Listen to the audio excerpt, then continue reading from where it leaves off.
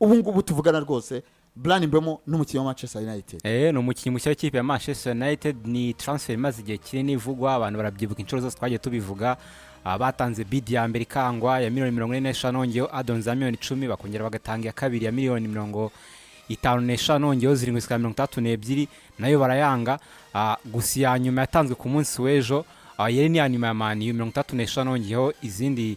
zajare share ko buzabaye 671 yaje kwemerwa n'ikipe ya Brentford. Yarabatindije cyane ko yari umukinnyi mwiza wayo, yari best player wayo, talisman wayo,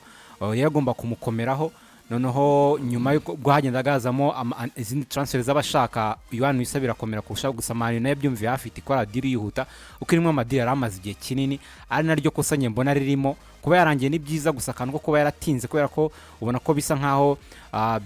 bya impactinze izindi deal Man U ikora, ko turaza kuba tuvuga izindi ishobora kuba yakora, ariko irangira mbere byari kuza no kuyifasha kuba yarangiza n'izindi ziri imbere. Gusa ku bindi byo n'umukinnyi mwiza, baguze bakeneye. Brentford irabagora, yashakaga ko byibuze barenza 32 batanze kuri Matheus Cunha, bakavuga ati mutanga amafaranga ku giciro nge ndabona aragikwiye. n'umukinnyi mwiza muri Premier League, yaramuvugira ibitego 20 muri championnat, uwa kane watsinze ibitego byinshi. Nahoze mbona na statistiques z'uko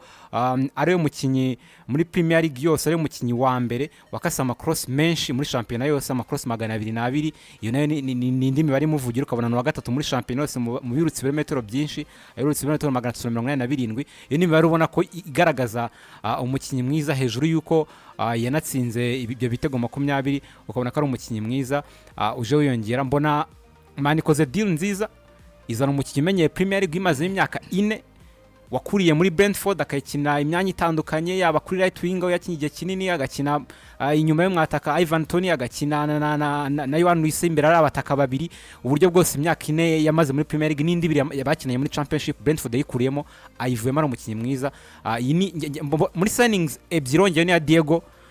ize ebyiri za Man maze gukora, mbona ari signing nziza, ahubwo iracyafite indi myanya ikomeye yo kongeramo. Gusa aka kanya Manchester United azakira amarushanwa y'u Burayi idakene kugira squad nini cyane, mbona aka kanya bigeze ari signing nziza, kandi bikabe naye byiza no ikazana abakinnyi bari beza, bari kuzana Matheus Cunha ari talisman wa Wolves, kazana na Mbeumo ari talisman cyangwa se umukinnyi mwiza wa Brentford. Ibyo ngibyo ni ikintu cyiza cyo kwishimira kizanye abakinnyi biza baza kwifasha gusimika Premier, ko niza ifite amaso, no utavuga ngo izabishaka kwitwara, ariko nizabisize amaso. nta marushanwa y'u Burayi, nta marushanwa mu gihugu indani gusa, ubu nizabiranga ireba gusa. Hari ikintu Manchester irimo gukora gishyashya gisa nkaho irimo kurwana no kureba uburyo yagarura ibintu mu murongo, ko ibya United muri minsi uvuze ko biri ku murongo ntago wabyemeranya n'abantu benshi. Iyo ushaka gukemura ikibazo ureba abantu bumviye situation urimo, cyangwa se abantu bashobora kuba bagufasha kuva muri icyo kibazo, wenda kubitiye no gukora amakuru nagifiteho. Bijya si byiza ko ufite ikibazo ngo uzane umuntu uturutse kandi arangiye aza kujya gukemurira. Biba byiza niba na Siri ufite ikibazo,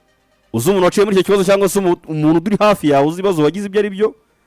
burya abantu bashobora kuba bagufasha gukemura ikibazo cyawe. Bitandukanye no kujya kuvana umuntu uturutse kandi arangiye, ugiye gusobanura situation uko yari imeze, ugiye gusobanura buri uko byagenze kugira ngo wisanga aho hantu, cyangwa se n'icyubura, cyangwa n'izo nzira ari ubwambere agiye kuzicamo. United kuri kugura abakinnyi muri Premier League tutayumva ku isoko ry'abakinnyi bo hanze ya Premier League, ni ikintu bashaka kuvura. Nabara tuzana abakinnyi bamenyereye, ntituzagira icyitwa ngo ni taye adaptation ku bakinnyi, wenda bazi yadabute kuri club, ariko wenda champion basanzwe bayimenyereye. Bryan Mbeumo nta kibuga atazi, kimwe na Matheus Cunha. Ibyo ngibyo rero, iyo ufite abakinnyi bameze batyo, basanga babandi basanzwe understanding situation aho ngaho mukunzi wa Manchester cyangwa se kuri kimwe private, nta kibazo no abakinnyi mo baraza, hari ubumenyi basanga kuri Premier League, hari ubumenyi hari na pressure baza abafana ba United hanga mu Bwongereza arabizi ku ma stade babaga bahari badutsinda, abafana icyo bavugaga, abafana bacu bazi inyota bafite, kuko Bryan Mbeumo kubona abakunzi ba United subwa mbere agiye kumva amagambo abava mu kanwa, subwa mbere agiye kumva attitude yo ku kibuga cya Old Trafford y'abakunzi ba United, ntabwo ari ubwa mbere agiye kumva ibyo bintu. Kimwe na Matheus Cunha, urebye uburyo irimo kwitwara ku isoko Manchester United, no kuvuga ngo ntabwo ishaka umwaka utaha ko muri excuse izatanga yuko ari abakinnyi bahari baje batamenyereye iyo league. Gutanga excuse ubundi bintu babyanze, urana ko mu ishusho y'United irifuza ko ibintu byazagenda mu buryo bwiza. icyo kintu cya mbere njye nakikunze uburyo mo kureba isoko ryabo bakarima mu gihugu cy'ubwongereza hasanzwe hari abakinnyi bamenyereye Premier League, icyo ni cyiza cyane. Ikindi barimo baribanda ku mazina nk'uko yabivugaga Eddie, ya mazina yarasanzwe afite icyo amariye amakipe bari barimo. Nko kuri Bryan Mbeumo yaramaze iminsi ari icyo nakwita consistency ye iri ku rwego rwiza, ni wa mukinnyi muri Brentford, na mbere yuko uyu musore Ivan Toney atandukana nabo wavugaga Ivan Toney, Yohani Wissa na Bryan Mbeumo, ni abo ngabo batatu ubonaga ko ubuzima bwa Brentford bushingiye kuri abo bagabo batatu. Ugiye kuri Kunya si kenshi yakunze kubikora, yabaga ari umukinnyi ufasha mu mibare ya Brentford akatari wa mukinnyi ugira statistiques zihambaye, ariko uyu mwaka yabasha kubigeraho. Ariko Mateus Kunya muri 11 ba Wolves yabaga arimo kandi ubona ko yagura adversaire wese bajya guhura, akazi kibona ko yageze gukora, ariko imibare y'uyu mwaka arayizamuye, binagize igisobanuro cy'uko agiye mu ikipe nka Manchester United. Ubushize twabonye inkuru ya Martinez muri United, sinzi niba bagiye kudukanga ngo tumenye ko bagiye ku isoko, ariko nabonye yari isizima Emiliano Martinez. Biracyahari, n'ubwa mbere bivuzwe, biracyahari, bikomeza guhihwiswa ko bakeneye umuntu wo ku ruhande hariya wo mu izamu. Ntekereza yuko rwose icyo kintu bagitekereje. United umubare w'ibitego yinjijwe mu myaka 2 ishize,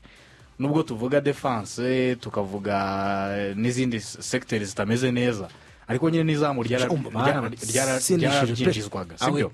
Ko United umwaka ushize niba tubyibuka neza yinjijwe ibitego bigera kuri 44,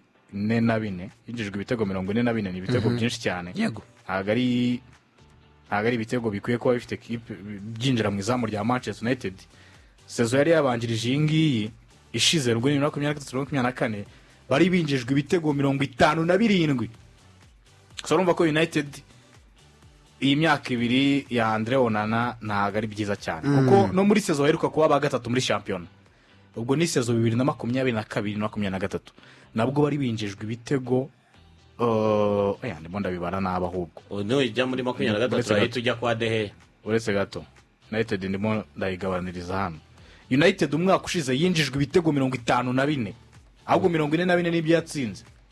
Yinjijwe ibitego 54, irimo umwenda w'10 ryose se, irimo umwenda w'ibitego 10 umwaka ushize. Ahubwo sezo yari yabanjirije iyo umwaka ushize United yari yinjijwe ibitego 58. izamu rirangaye pe, izamu rirarangaye, kuko muri iki gihe ekipe nibura nziza muri shampiyona yakabije iri kuba yinjijwe ibitego 40 nibura, no ma ekipe meza, kuko ugiye kuranga umwaka ushize ekipe ya Liverpool yinjijwe ibitego 41, ariko siyo yinjijwe bike, ndumva yinjijwe bike ari Arsenal ibitego 34. Muri umwaka ari wabanjirije uyu nguyu Man City ijya gutwara Premier League yari yinjijwe ibitego 34 byonyine. Sone ngo muri iki gihe ekipe nziza igomba kuba irihatanira ibikombe nk'uko wavuze ngo United, kugira ngo tubone idoze igomba kuba ikaraze ku buryo yakabije mu mwaka w'imikino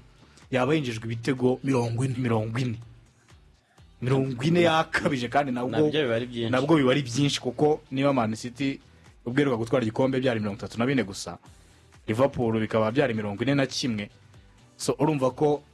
ugomba kuba nibura ujya biro pari ibyo bitego, kuko batangiye kujya mu bitego 50 kuzamura wabiriye pe, akenshi burimo wisanga mu ma ekipe 6 kuzamura 8 aho ngaho, kandi ntago United aribwo yabidoze. Sami United ntekereza ko ngewe in my own opinion nuko mbona imaze igihe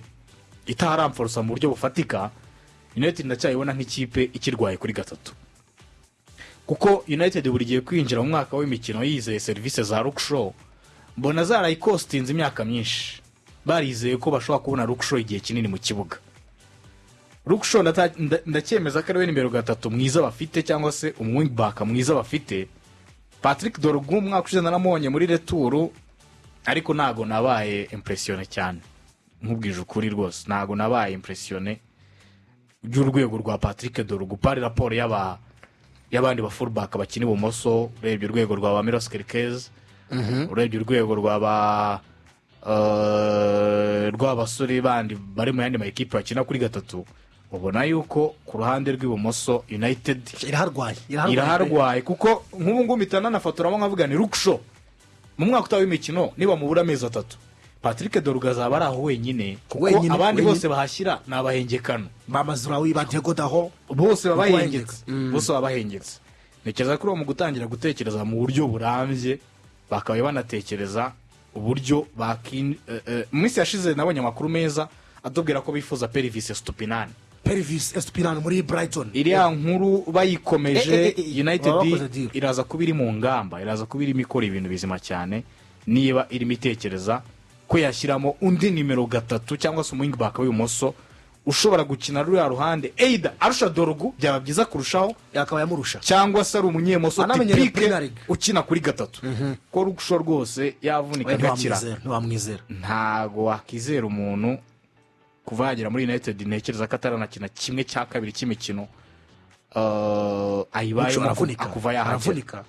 kuko nk'umwaka ushize mu kwezi kwa 8 babaraga ko Lukshaw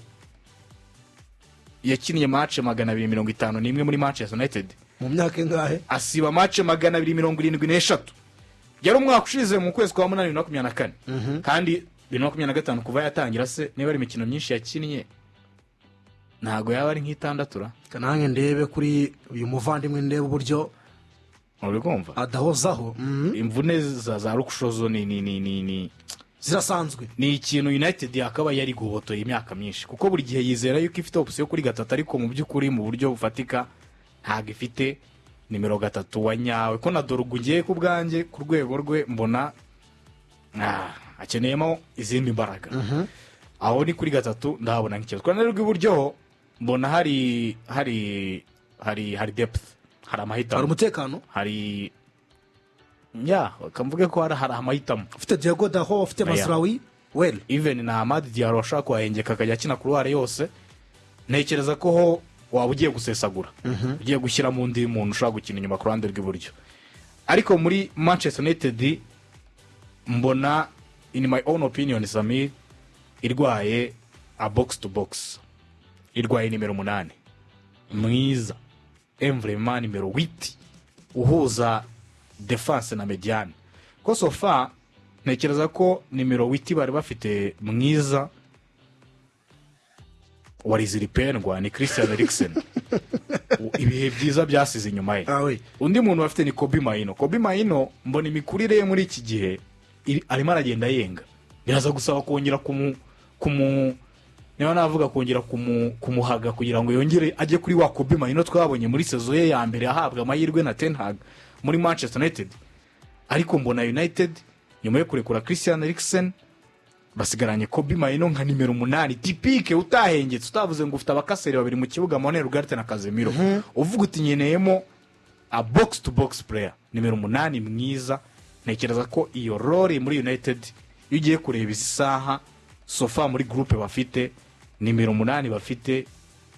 mwiza barambirizaho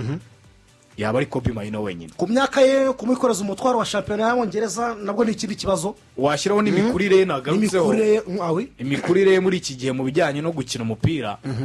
ubona ko ntago arimo ajya ku rwego nyine twabonaga ko ntago turimo tubona potential afite arizo ku buryo azamutse tumubona muri ero ukuntu twavuga tutibongereza babonye undi mukinnyi babonye ya box to box player mwiza ahubwo ikintu umuntu yibaza aramutse afite wenda Ugarte na Casemiro inyuma gatoya ari hagati yabo gutya na Bruno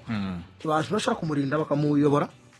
cyangwa se bakeneye umuntu ukuze kurusha byakunda ariko ntekereza ko bakeneye driving force ya nimero 8 mwiza pe mwiza kuko urebye nka Chelsea kuri Enzo Fernandez ukareba Liverpool kuri Alexis McAllister ukareba Man City yashyizemo bati Jan Reinders Arsenal ya ba Declan Rice yazanye na ba Mikel Merino barahari n'abandi tubona ko umva ko ari mo difference pe watekereza kuri izindi kipe zifite nimero 8 mwiza muri iki gihe tutaramusabirira mufite nayo kugira ngo ducanga nayo Matari Sari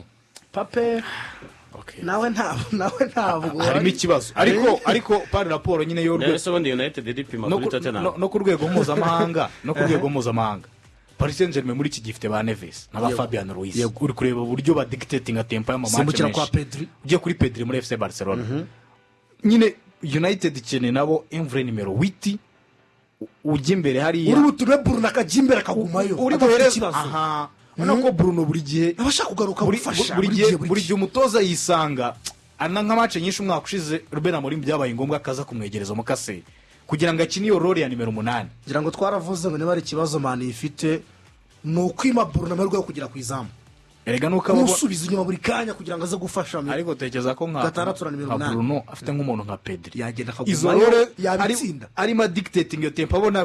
kujya gukura imipira inyuma iyo role itamureba abona bifite ababikora mu buryo bwuzuye 100%. Tekereza ko ataba mwiza kurushaho Bruno yagutsinda ibitego 20 urebye nabi Emvre nimero 10 neza adahengeka ntekereza ko rero in terms nubwo tuvuga ngo United nayo ngirwa Real Madrid ngirwa ngo box to box player mwiza cyangwa se ngo deploying playmaker mwiza mu gihe gito yabivuyemo ni United imaze igihe murwaye urimo urafata Real Madrid na United ugahita uzishyira mu ntero rimwe udashyizemo akitso ariko zombi zagaragaje icyo kibazo muri mediane United ifite ibibazo birenze kimwe no nibyo tubundi turongera tugarukaho kimwe ifite ibibazo birenze kimwe ubwanjye ariko ibibazo by'amaquick fix yakemura vuba vuba ikeneye umunyezamu wundi kandi maze igihe kinini United igira defo yo gukinisha umunyezamu umwe ko nujya kurana Dehe yabaye hari imyaka 10 ameze nk'umunyezamu umwe wenyine ukina FA Cup Carabao ukina Champions League ukina Championa adahinduka bafite ukuntu bafata umunyezamu bakamukoresha mu buryo budashobora kuba bwahinduka ngo bamuvanga vange n'undi nk'uko tubona kwa Liverpool bashaka gukinisha umunyezamu nka Emile Keleha akabashobora kuba yagurwa miliyoni yaguzwe kuriya nuko bamubonaga mu yandi marushanwa atandukanye uko kwa City bakinisha Ortega bakamuvanga na Ederson sometimes n'amamatch ya champion amwe namwe bakayamuha akayakina neza. United ibonye umunyezamu ikabona umukinnyi mwiza wo kuri gatatu Dorugwena ntitwamujajinga mu mezi 6 ariko bakeneye n'umusimbura kuri rayinga kuri urwego ne ruriya ntabwo ari bibi cyane Sami urwego wamubonyeho wabonye ari sawa ngira uko wamubonye arega avuye muri Lecce hari amamatch amwe namwe yakinye neza niba warabonye ari ku rwego rwiza hari amamatch arega United hari ikintu kimwe utademiramo undi muntu ntabwo nabonye azazamura urwego kuko rega Manchester umwaka ushize yari munsi yo kuba ubivuze neza avuye muri Lecce yaravuye muri Lecce ukusanga Manchester United nayo itameze neza kuko nge ntari no mu bakinnyi babi navuga ngo ba Manchester ugereranije nuko aba ba Delight bakina ba Delight bavuye muri za Bayern natekereza ko bashaka kuza bagatanga ibitandukanye ariko kuri equipe ntekereza ngewe Manchester nikemura ikibazo kizamu yongeremo undi muntu inagure na rutayizamu ibindi byakwikora kuko mu mpande tuvuga ba Mazirawe nabo bakina nabande bose bakina iyo ni ikibazo ga Manchester United ifite kiruta ibindi byose ibyo bitego 54 yinjijwe si byinshi cyane byeje nabandi ariko ni gute mu mwaka ikipe nka Manchester indi bitego 42 ni bice cyane ni gute Manchester mu 38 itsinda ibitego 42 nicyo kibazo kiruta n'ibindi byose kuko ari n'ibitego yinjizwa kuko utatsinze ibindi yego ubwo Manchester United nureba muri saison nk'eshatu zeruka aho yakoze ishyano sibyo Patene yagazigamye 15 hari ahantu yari mu mwenda wa kimwe hari aho yari nta mwenda nta n'igitego izigamye muri saison eshatu zeruka Manchester United kuzigama ibitego menya bitarimo kuko ndebye uyu umwaka ushize Manchester United yari mu mwenda w'ibitego 10 sezibanza 2023 na 4 Manchester United yari mu mwenda w'igitego kimwe nabwo yari yatsinze ibitego 57 yinjizwe 58 2022 na 3 Manchester United icyo gihe rizigamye 15 icyo cyagiye cya Ten Hag